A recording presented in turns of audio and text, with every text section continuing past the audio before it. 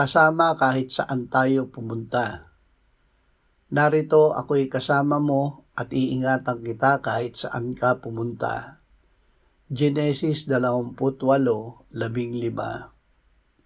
Sinabi ng Panginoong Hesus bago siya naghirap, "Hindi ko kayo iiwang ulila, ako'y darating sa inyo." Sinabi niya nang siya ay muling nabuhay at bago iniakyat sa langit, "At narito ako'y kasama ninyong palagi hanggang sa katapusan ng panahon." Sinabi ng Diyos, "Sa anumang paraan ay hindi kita iiwan o pababayaan man." Kaya't panatag nating masasabi, "Ang Panginoon ang aking katulong, hindi ako matatakot. Anong magagawa sa akin ng tao?" Panginoong Hesus, salamat na kailanman ay hindi mo kami iiwan. Alisin mo ang aming takot habang ikaw ay kasama namin hanggang ikaw ay magbalik.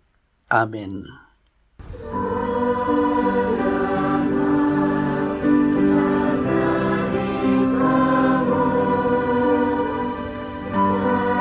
sa